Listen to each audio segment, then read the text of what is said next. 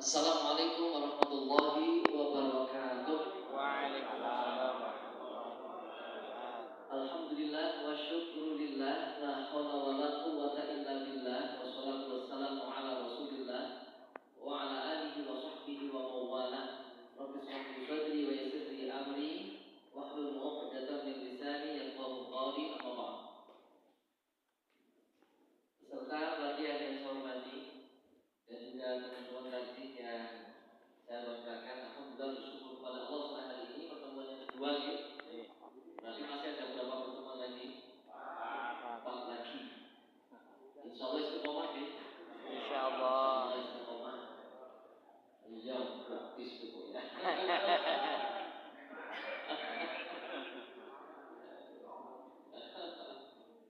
Baik, kita langsung saja ke fokus nih.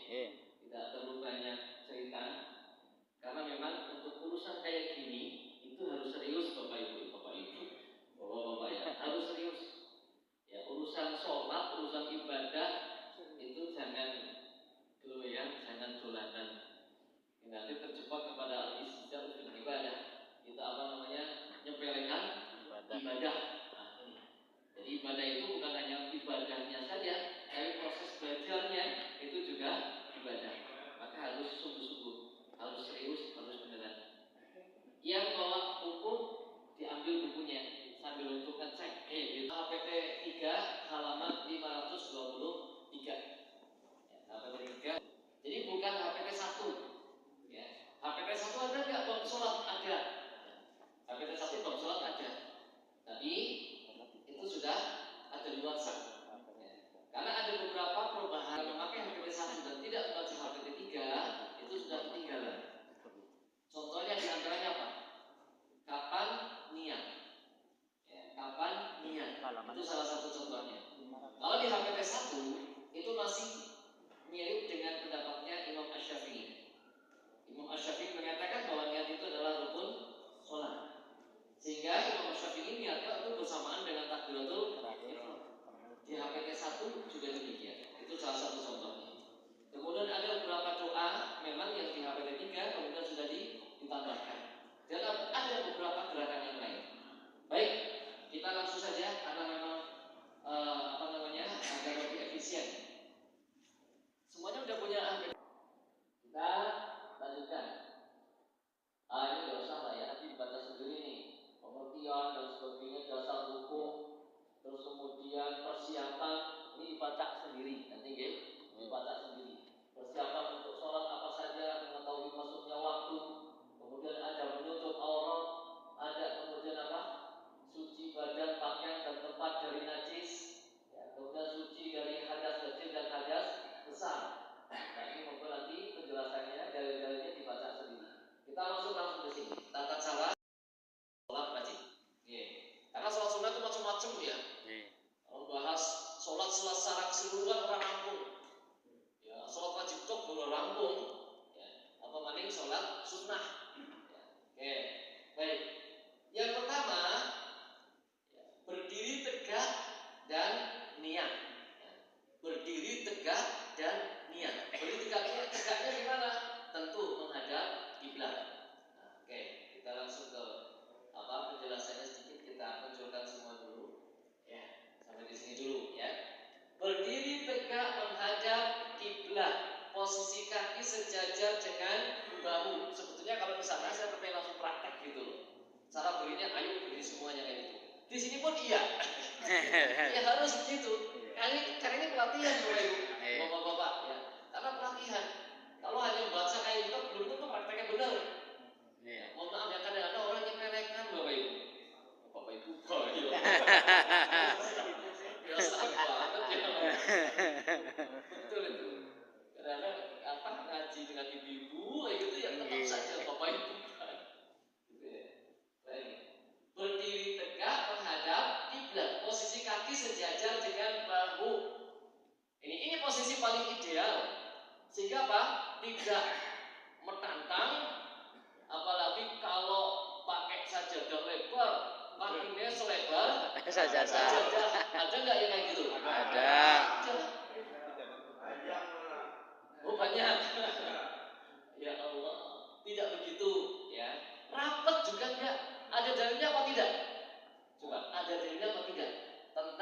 buka kaki. Ada dalilnya apa enggak? Halo? Saat ini saya mengatakan enggak ada dalilnya. Ya. Saya sampaikan begitu karena saya belum mendapatkan. Oleh karena itu ulama istilah, kalau ulama itu istilah. Semua mengatakan tidak suka rapet, itu enggak suka. Rapet baik tumitnya doang ataupun dua-duanya kayak gini, kayak apa? Ya ngarep buri gitu ya. Rapet kayak gini atau tumitnya tok kayak gerak jalan siap kayak gitu ya. Itu tidak, ulama tidak suka. Nah, kemudian mereka menyukai kalau dibuka. Nah, dibukanya istilah. Ada yang satu kepal, ada yang satu jengkal, istilah di situ. Ya. Terjadi perbedaan pendapat. Nah, Muhammadiyah ini langsung ke sini aja lah ya. Yang itu gak usah lah ya. Mereka kesuwen. Karena perbedaan pendapat kan masih ada gitu ya, pasti ada. Gitu. Nah, kita fokus kepada Muhammadiyah. Jadi posisi kaki sejajar dengan bahu, tidak rapat, tidak sempit, juga tidak kelebaran. Sehingga kalau panjenengan melihat makmum gitu ya, nanti catain kalau sponsor dalam ya. Berniat di dalam hati untuk mendirikan sholat dengan ikhlas semata-mata karena Allah. Nah ini ya. Jadi berdiri tegak menghadap kiblat, kaki selebar dengan bahu, hati kita niat ya untuk sholat karena Allah Subhanahu wa Ta'ala, tidak melafazkan dengan lafaz-lafaz tertentu. Nah, kemudian apa? Pandangan mata ke tempat sujud. Pandangan mata ke tempat sujud. Kita lihat sekarang Bapak Ibu ini gak usah lah yang pernik-perniknya. Kita lihat dalilnya. Ini kalau berdiri di sini nih dalil. Tapi ini harus ya. Kalau dalil harus kita munculkan. Nah ini ya. Jadi bila tidak ada halangan untuk berdiri, pada asasnya sholat dilakukan dengan berdiri. Ini lihat silakan halaman 530, 531 ya. Posisi kaki saja dengan bahu. Dalilnya hafizu ala sholawati wa sholatil wusta wa qumu lillahi qanitin. Konsentrasinya fokusnya kepada wa qumu lillahi qanitin. Nah itu ya. Jadi ketika kita sholat itu supaya berdiri ya. Berdiri qanitin dengan ketundukan, dengan khusyuk. Makanya ulama mengatakan ini sebagai rukun sholat. Sholat wajib kalau dia bisa berdiri, tidak berdiri, maka sholatnya tidak sah. Kecuali ada uzur. Tapi kalau sholat sunnah mutlak kebolehannya. Sholat sunnah meskipun tanpa uzur apapun, panjenengan lanjut sholatnya kalau jago baiklah. Kalau sholat sunnah itu mutlak boleh. Cuma pahalanya separuh dibandingkan dengan yang berdiri. Itu ada di HPP 1 bab sholat tatawwu.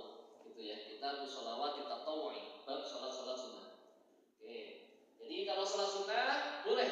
Makanya kalau sholat tarawih, misalnya ada jamaah yang kesel, sudah duduk aja. Kayak gitu nih. Sebagian duduk, sebagian berdiri, ya boleh. Ya. Misalnya patang rokaat pertama kesel karo jago, rokaat kedua punya kesel maning, jago maning, puncak maning, boleh sholat sunnah. Rasulullah juga seperti itu. Nah itu ya. Baik, tapi kalau fardu otomatis harus ada uzur kalau melakukannya tidak dengan berdiri. Oke. Kemudian ini nggak usah langsung ke sini aja. Berniat di dalam hati ini perlu juga saya sampaikan. Oke. Nah ini niat, oke. Niat itu al-qasd. Ada maksud, ya. Maksud hati, tujuan. Aku harap ngapa, ayat gitu ya. Jadi aku harap ngapa, itu niat. Jadi kalau panjenengan keluar dari rumah, harap paling di Allah bulah. Nah berarti orang dalam niat gue. Tapi harap paling di masjid, oh kita meskipun tidak dilafalkan, oh kena berarti di dalam hati dia memang keluar niatnya maring masjid. Secara fikih demikian ya, al-iradatu al-mutawajjihah ala fi'li ibtigha'an min wajhillahi ta'ala wa imtithalan li hukmi. Kehendak yang ditujukan untuk apa? Melakukan perbuatan untuk mencari keridhaan Allah dan mematuhi hukum-hukumnya. Oleh karena itu ada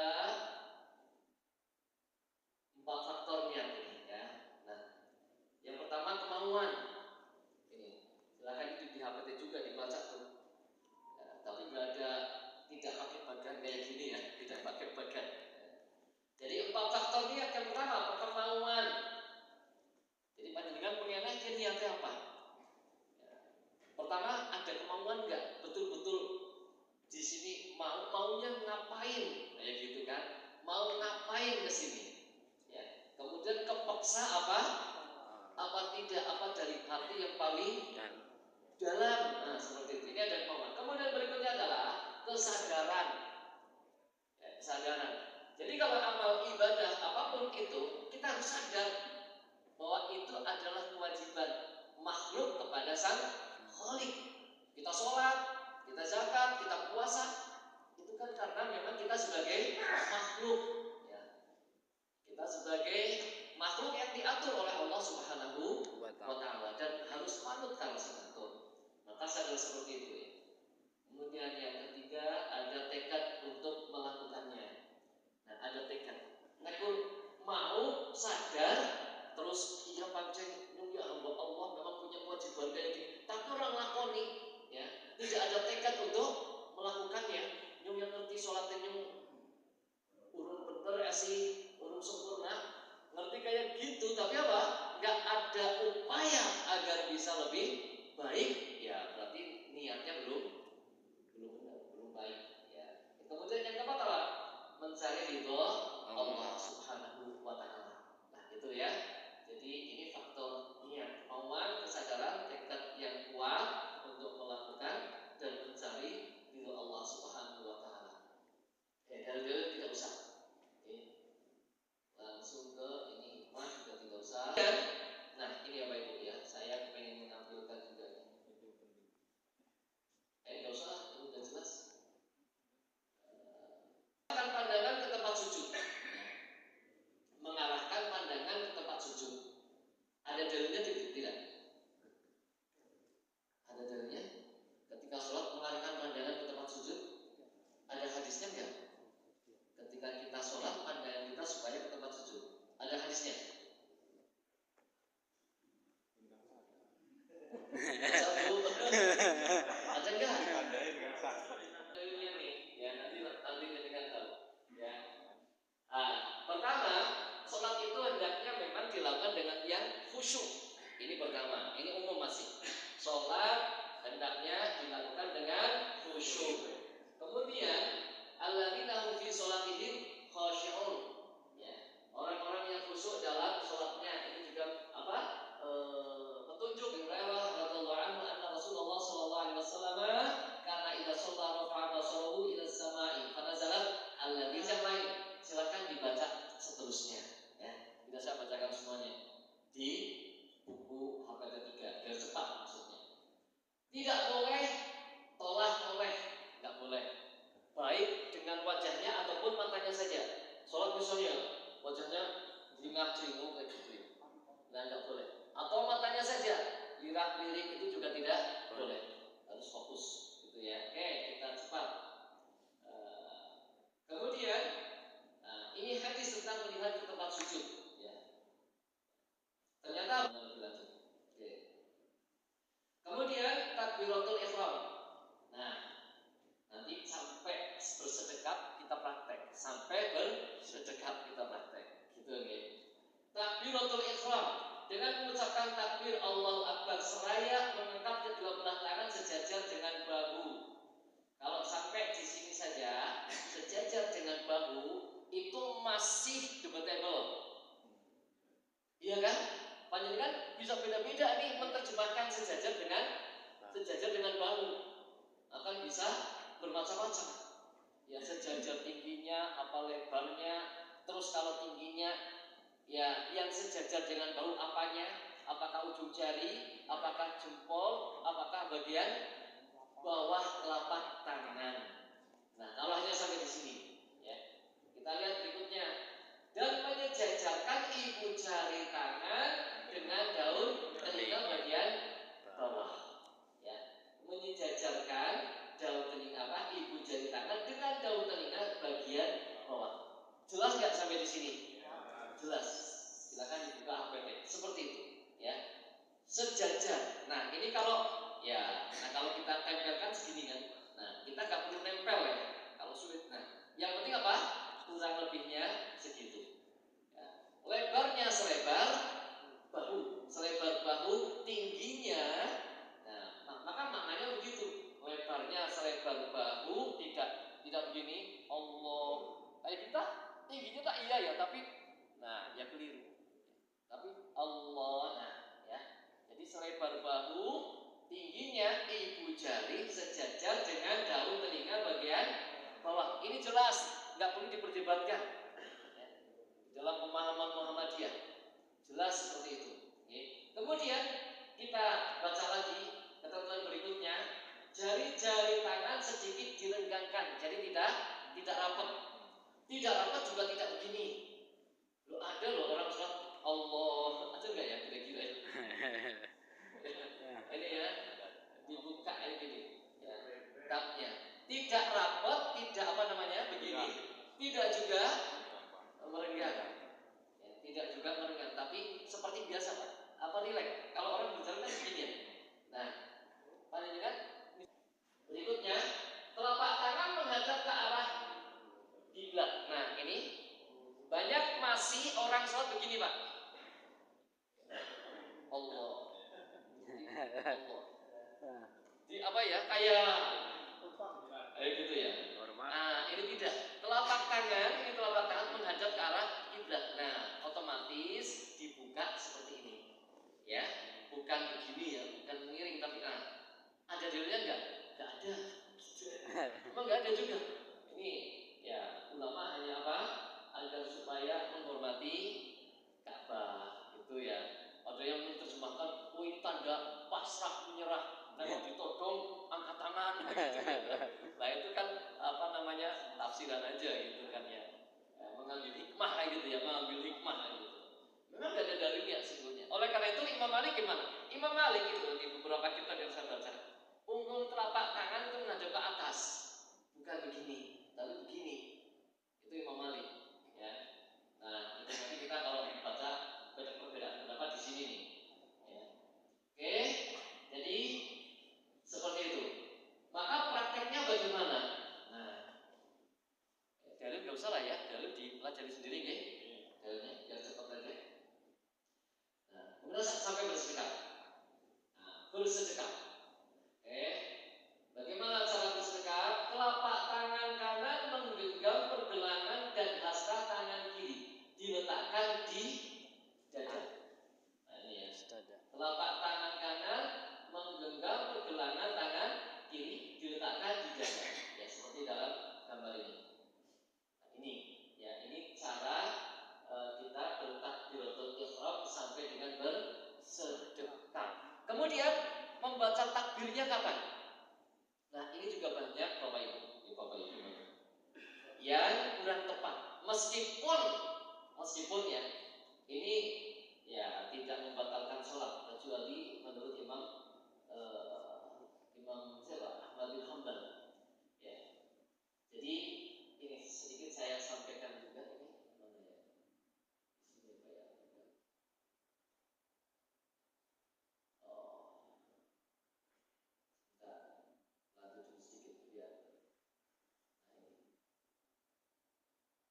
Ini ya, ini sedikit melompat sedikit. Makanya hati-hati. Ini saya ambil dari Al-Fiqh Al-Majalla Al-Ba'ah. Ini terjemahnya bagus. Nah, ini ya. Bertakbir selain pada waktunya. Ya, termasuk takbiratul ihram. Termasuk itu ya. Bagaimana caranya?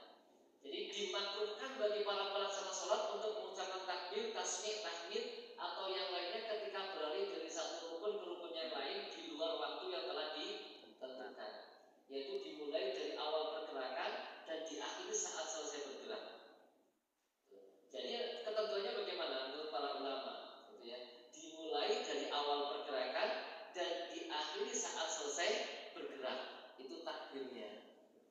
Maka di HPT pun ketika takbiratul ihram itu juga sama, ya. Dari awal bergerak itu sudah mengucapkan takbir Allahu Akbar, bukan Allahu Akbar. Sudah sedekap, nggih. Sudah sedekap nggih. Takbir. Itu ya. Maka menurut Imam Hanafi dan Imam Asy-Syafi'i itu makruh. Tidak batal salatnya. Meskipun Allahu Akbar. Tetap kayak gimana? Ada loh yang kayak gitu. Ya. Nanti ketika rukuk, ketika iktidal juga sama. Ya. Nah, maka bergeraknya dengan bacaan takbirnya itu sama, bareng. Allahu Akbar. Apalagi imam itu diikuti oleh makmum, dan takbir intiqalnya imam itu adalah informasi bagi makmum. Informasi bagi makmum. Ketika makmum mendengar Allahu Akbar, oh berarti imamnya lagi bergerak. Itu begitu, Pak. Kalau oh berarti imamnya sudah selesai bergerak, sudah pada rukun berikutnya. Itu sesungguhnya. Nah ini. Kemudian Imam Ahmad bin Hambal ini apa? Mengatakan batal kalau sengaja. Jadi kalau atau misalnya ruku, Allahu Akbar, sudah posisi ruku sampai takbir, menurut Imam Ahmad bin Hambal batal. Kalau nggak sengaja apa? Sujud. Sudah biasa. Merubah biasa susah. Perlu tekad. Itu sambil bersedekap. Sedekapnya di dada. Nah ini kalau pendapat ulama macam-macam. Ya. Ya. Nggak pakai ini kedengaran ya? Kedengaran. Udah lah, Pak. Ini ngalangnya yang bilang. Dengar.